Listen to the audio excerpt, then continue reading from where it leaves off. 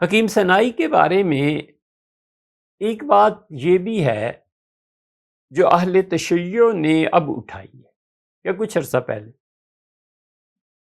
اور وہ ہمیشہ اس بات کو لکھتے ہیں کہ حکیم صنائی شیعہ تھے۔ آپ بچے جب پڑھو گے نا تو دو چیزیں نظر آئیں گی۔ ایک چیز تو ایسی ہے جس کی لوگ خبر دیتے ہیں، ہمیں علم نہیں۔ وہ کہتے ہیں کہ پورے ایران میں جہاں بھی اہل السنہ کے اکابر مشائخ علماء کی قبریں تھیں، اب اس قبر کے ساتھ ایک قبر اور بناتے ہیں کہ یہ فلاں ہمارا جرنیل ہے، یہ ہمارا قوم کا فلاں آدمی اتنا بڑا ہے، یہ ہمارے حضرت، یہ ہمارے مولوی صاحب، تاکہ اہل السنہ کے آثار بالکل ختم ہو جائیں ایران کی زمین سے۔ یہ بہت دوستوں نے بتایا لیکن ہمیں نہیں معلوم۔ اللہ معاف کرے کر یہ غلط یا جھوٹ ہے تو خدا درگزر فرمائے۔ لیکن ملک میں آپ خود دیکھیے گا جتنے بڑے بڑے مزارات ہیں اولیاء کرام کے، یہ اہل السنہ کے تھے، صحیح تھا غلط ہو رہا تھا، اس سے بحث نہیں، چادر پوشی کی جا رہی تھی وغیرہ وغیرہ، اب سے بدعت کہیں صحیح کہیں، اس سے بھی کوئی اس پہ بحث ہی نہیں ہے۔ اب وہاں پر اہل تشیع کا قبضہ ہوتا چلا جا رہا،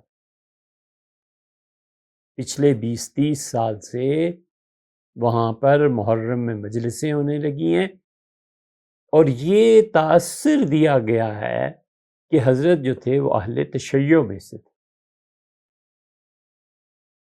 بر امام کو دیکھ لیں اور جگہ دیکھ لیں۔ ٹھیک تیسری چیز اب کتابوں میں آنا شروع ہوئی ہے کہ حکیم صنائی رحمۃ اللہ علیہ شیعہ تھے، شیعہ تھے، اور خلاصہ اس کا عرض کروں، حکیم صنائی رحمۃ اللہ علیہ نے آل مروان کو، یزید کو، شمر کو، ان لوگوں کو جو برا کہا ہے اور لعن طعن کی ہے، اہل تشیع ان اشعار کو پیش کرتے ہیں اور کہتے ہیں دیکھو حکیم صنائی نے ان پہ لعنت کی ہے نا، شیعہ تھے تو ہی تو لعنت کی ہے۔ حالانکہ ایسے بالکل نہیں ہے، یہ تو چڑھے ہوئے سورج کے سامنے چراغ لے جانا ہے۔ حکیم صنائی رحمۃ اللہ علیہ بالکل 100% پکے سنی تھے، اور اہل تشیع پہ انہوں نے رد کیا ہے، اور یہی چیز سعدی کے متعلق بھی کہتے ہیں کہ سعدی نے یہ لکھا اور سعدی نے یہ لکھا اور سعدی ایسا، معاذ اللہ والیاذ باللہ، بول دیتے ہیں وہ لفظ آخر، اور یہی رویہ معروم کے متعلق، حالانکہ سعدی نے اہل تشیع پر نقد کیا ہے۔ معروم رحمۃ اللہ تو کئی جگہ اہل تشیع کے عقیدے پہ انہوں نے زبردست تنقید کی، آ جائے گی مسند میں، یہ چیزیں کون سی چھپی ہوئی ہیں، یہ تو چھپی بھی ہیں، پڑھو۔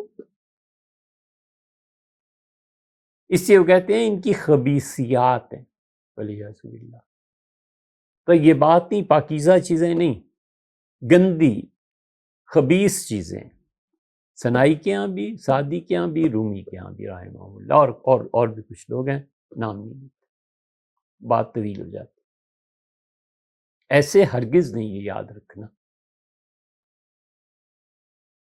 رومی رحمۃ اللہ علیہ اہل تشیع میں سے تھے، سبحان اللہ، یہ تو ایسے ہی بڑا جھوٹ ہے۔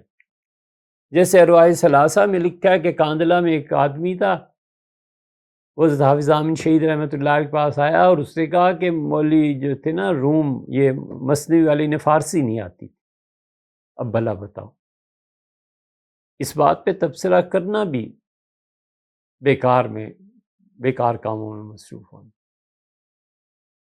یہ بالکل ایسی ہی ہیں چیزیں۔ تو حکیم صنائی رحمۃ اللہ علیہ کا عقیدہ کیا تھا، ان کا مذہب کیا تھا؟ حکیم صنائی نے سیدنا ابوبکر رضی اللہ عنہ کی شان میں پورا قصیدہ لکھا ہے۔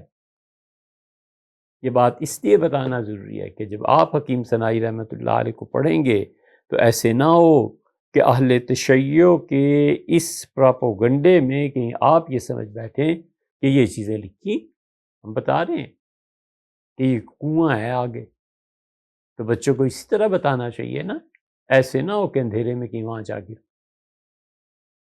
اور اللہ کے نیک اور پاک بندوں کے متعلق آپ کے دل میں کوئی شبہات پیدا ہو جائیں۔ یہ سیدنا ابو بکر رضی اللہ عنہ کے بارے میں حکیم صنائی رحمۃ اللہ علیہ کہتے ہیں، ذکر ابی بکر صدیق اللہ طہر، ابو بکر رضی اللہ عنہ کا ذکر سوائے پاکیزگی کے کچھ نہیں ہے۔ الشیخ الاکبر الوزیر الانور، بہت ہی فکر ان کی روشن تھی۔ حضور اقدس صلی اللہ علیہ وسلم کے سب سے زیادہ قریب ان کے وزیر تھے، العتیق الازہر، چنے ہوئے تھے زمانے کے، الصاحب فی الغار، حضور صلی اللہ علیہ وسلم کے ساتھی تھے جبکہ وہ غار میں تھے، المؤتمن فی الشدائد، اور حضرت رسالت پناہ صلی اللہ علیہ وسلم کو زندگی میں جب بھی مالی مشکلات کا یا ویسے سامنا کرنا پڑا، ابو بکر رضی اللہ عنہ ہمیشہ ان کے ساتھ تھے، والاسرار، اور المنفق رسول اللہ صلی اللہ علیہ وسلم 40,000 دینارن، حضور اقدس صلی اللہ علیہ وسلم کے لیے ابو بکر رضی اللہ عنہ نے ایک دن میں 40,000 تولے سونا خرچ کر دیا تھا ایک وقت۔ اتنی بڑی قربانی ابو بکر رضی اللہ عنہ نے اسلام کو پھیلانے کے لیے دی تھی۔ اور ابو بکر حبیب الملک الجبار، اللہ جو بادشاہ اور شہنشاہ ہے اس کے چاہنے والے تھے، اللہ کی محبت ان میں سمائی ہوئی تھی۔ الذی انزل اللہ تعالی فی شانہ، اور ابو بکر رضی اللہ عنہ اللہ کے اتنے پیارے بندے تھے کہ اللہ نے قرآن میں ان کے لیے آیت نازل کی۔ اللہ نے فرمایا والذی جاء بالصدق، اور وہ آدمی جو سچائی کے ساتھ ہماری طرف سے دنیا کو ہدایت دینے کے لیے بھیجا گیا ہے، یعنی محمد صلی اللہ علیہ وسلم، وصدق بہ، اور ہم نے اس کو ایک دوست بھی دیا ہے جو اس کے پیغام کی تصدیق کرتا ہے۔ تو جو تصدیق کرتا ہے وہ ہے صدیق اکبر ابو بکر، وَأُولَٰئِكَ هُمُ الْمُتَّقُونَ، بس یہی لوگ ہیں جو متقی اور پرہیزگار ہیں، رضی اللہ تعالیٰ عنہ۔ وقال النبی صلی اللہ علیہ وسلم، اور حضور صلی اللہ علیہ وسلم نے فرمایا کہ انبیاء علیہ السلام اور مرسلین کو چھوڑ کے ان دو پارٹیز کو الگ کر دو، پھر جتنے پچھلے اس کائنات میں رہتے ہیں سب سے زیادہ اچھے انسان اللہ کے بندے ابو بکر رضی اللہ عنہ ہیں۔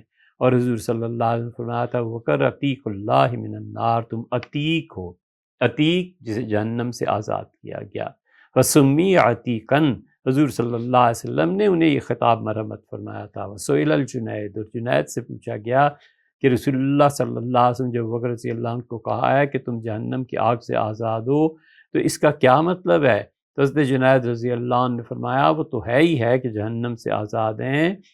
ان نے رسول اللہ صلی اللہ علیہ وسلم فرمایا تھا، تو جنید فرمانے لگے بغدادی رحمۃ اللہ علیہ کہ اس کا مطلب یہ ہے کہ عتیق ان دونوں جہانوں کے مشاہدے سے بھی ماورا علم اللہ نے تمہیں دیا، تم آزاد ہو، اس جہان اور اگلے جہان میں جو کچھ تمہارے ساتھ پیش آئے گا نا، اللہ کی رحمتیں اس سے بڑا مقام تمہیں اللہ دے گا۔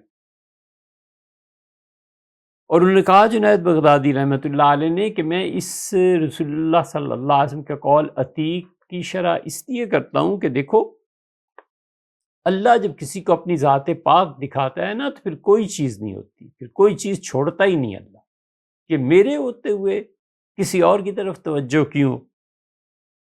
اور اسی لیے حضور صلی اللہ علیہ وسلم آیا کہ وَلَوْ كُنْتُ مُتَّخِذًا مِّنْ أُمَّتِي خَلِيلًا، میں اپنی امت میں سے کسی کو اپنا گہرا دوست بناتا تو میں ابو بکر رضی اللہ عنہ کو دوست بنا لیتا۔ اس روایت کی نا سند کی باقی وہ بالکل ٹھیک ہے کہ حضور صلی اللہ علیہ وسلم اللہ نے مجھے اپنا خلیل بنا لیا۔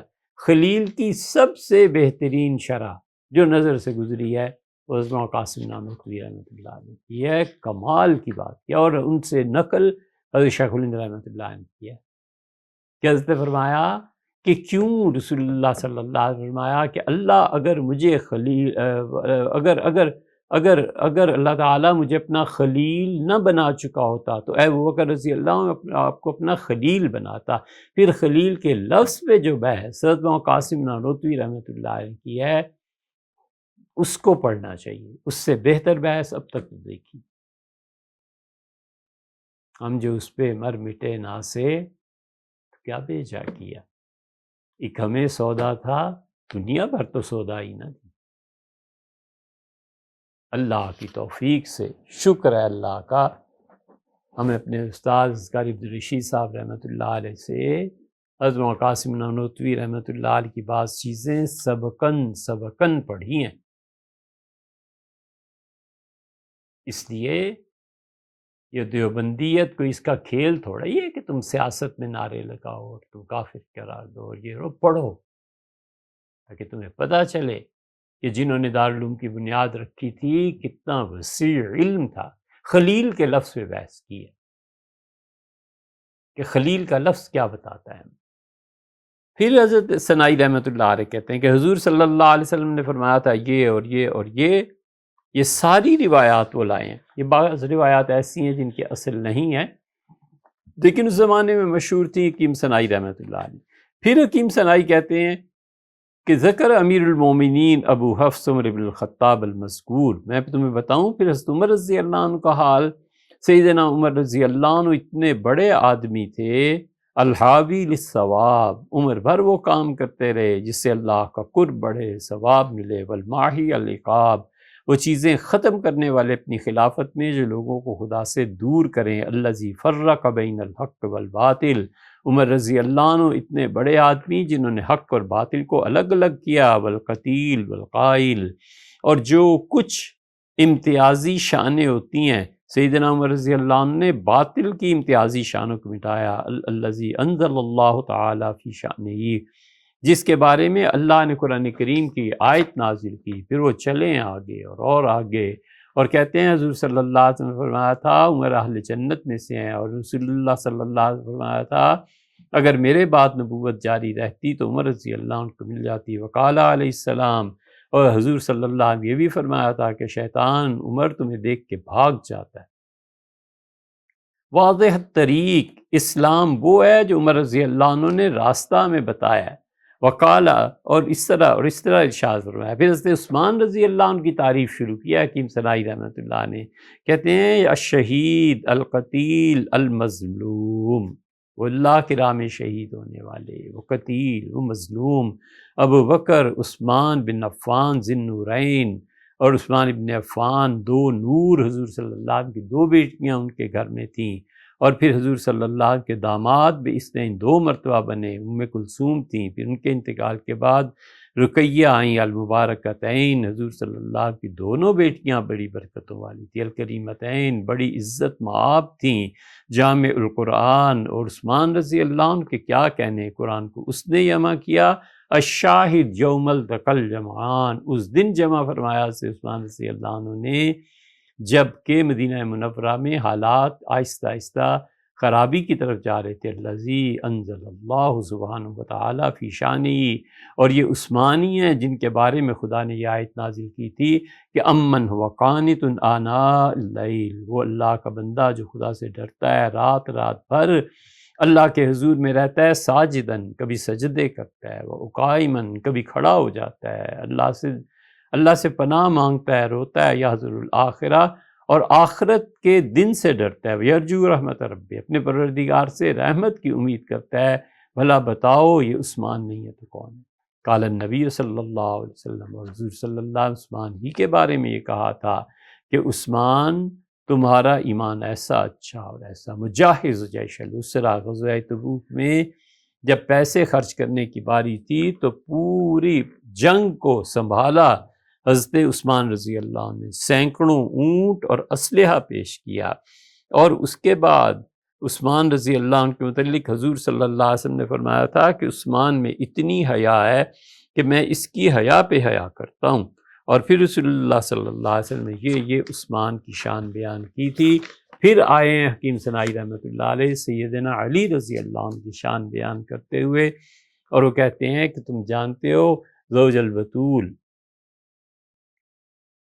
حضرت سیدہ فاطمہ سلام اللہ علیہا کے شوہر تھے. وہ ابن عم رسول اور رسول اللہ صلی اللہ علیہ وسلم کے چچا زاد بھائی تھے. حسن اور حسین کے والد تھے. کرار بار بار پلٹ پلٹ کے کافروں پر حملہ کرنے والے تھے، جنگوں میں لڑائیوں میں گئے اور انہوں نے صحیح معنی میں جہاد کا حق ادا کیا۔ سید المہاجرین والانصار، مہاجرین اور انصار کے آقا و مولا تھے سیدنا علی رضی اللہ عنہ۔ حضور صلی اللہ علیہ وسلم نے فرمایا من احب علیًا، جو علی سے محبت کرتا ہے فقد استمسک بالعروۃ الوثقی، اس نے اللہ کی راہ، اللہ تک پہنچنے کے لیے ایک مضبوط رسی تھام لی۔ اور یہ وہ علی ہیں جن کے بارے میں خدا نے آیت نازل کی والذین آمنوا والذین یقیمون الصلاۃ، جو مجھ پہ ایمان لائے ہیں وہ نماز پڑھتے ہیں، زکوٰۃ ادا کرتے ہیں، وہ ہم راکعون، اور وہ رکوع میں جھکے رہتے ہیں اللہ کے سامنے۔ اور یہ علی ہیں جن کے بارے میں خدا نے کہا یطعمون الطعام علی حبہ مسکینا یتیما واسیرا، اور اللہ کی راہ میں کھانا کھلاتے ہیں غریب لوگوں کو، یتیموں کو، قیدیوں کو۔ اور حضور صلی اللہ علیہ وسلم نے انہی کے متعلق فرمایا تھا کہ انت منی، علی آپ مجھ سے ہیں، میں آپ سے ہوں۔ پھر یہ ساری تفصیلی روایت نقل کی ہے سیدنا علی رضی اللہ عنہ کے مناقب میں۔ یہ سب کچھ جو انہوں نے چاروں خلفاء کی تعریف کی ہے، اس میں حکیم صنائی رحمۃ اللہ علیہ کے سنی ہونے میں کوئی شبہ رہ گیا؟ جو بکر عمر رضی اللہ عنہما کی راہ کو اللہ کی راہ بتائیں، یہ اہل تشیع میں سے تھے۔ ایران میں بعض کتابیں ہم نے دیکھی، اس میں بھی یہی تھا۔ اسے کہتے ہیں بے پر کی اڑانا۔ اور خلفائے اربعہ کا جگہ جگہ وہ ذکر کرتے ہیں، جگہ جگہ وہ کہتے ہیں۔ اور پھر اپنے دیوان میں بھی انہی حضرات کی تعریف کی ہے۔ کہتے ہیں ایک جگہ صادقی باعث کچو ابو بکر در صدق و ثواب، حضرت بکر رضی اللہ عنہ صدق و ثواب میں سچے تھے، بے حد تعریف کی ہے۔ ایک جگہ سیدنا عمر رضی اللہ عنہ کی بہت زیادہ، اور نبوت کے بعد انہوں نے بتایا ہے کہ در حکمت رہا از رعایت تمہرے نیز استغنا نہ باشد، کہ کتاب و حکمت و جوہرند، کہ اللہ کی کتاب کو اس طرح وہ سمجھے۔ اور جو اشعار اوپر یہ سارے ان کے اس میں ہم نے نقل کیے یا آپ کو سنایا ہے، وہ کہتے ہیں چار گوہر چار پایا عرش و شر مصطفیٰ، حضور صلی اللہ علیہ وسلم کے دین کے چار پائے ہیں، چار یار مصطفیٰ را مقتدا۔ یہ چار یار جو ہیں نا، یہ رسول اللہ صلی اللہ علیہ وسلم کے بعد دین کو قائم رکھنے والے ہیں۔ یہ جو اب بدعتی آئے ہیں نا، یہ حق سب یار، جو اکابر رحمہم اللہ نے تجویز فرمایا تھا، انہوں نے کہا تھا حق چار یار، وہی صحیح ہے۔ وہ ان بدعتیوں سے زیادہ پڑھے لکھے تھے، وہ ان بدعتیوں سے زیادہ دین کی حقیقت کو سمجھتے تھے۔ انہوں نے اپنی طرف سے بڑا تیر مارا، حق سب یار۔ کہ یار بات کرو جاہل سے، کسی ان پڑھ سے، انہی کے تم بڑے ہو، انہی کے ساتھ تم چلتے ہو، اور انہی نعروں پہ جیتے ہو، مت کرو ایسے۔ حکیم صنائی کیا چاہیں تو 15 صدیوں سے بڑے بڑے اکابر رحمہم اللہ کے کلام سے نکال لائیں، ہر جگہ فرماتے ہیں چار یار مصطفیٰ را مقتدا دارت بدان، صدق و علم و شرم و مردی کارئیں ہر چار یار، ملک اورا ہست نوبت پنج نوبت دنچا۔ چار یار کا نعرہ انہوں نے بھی لگایا۔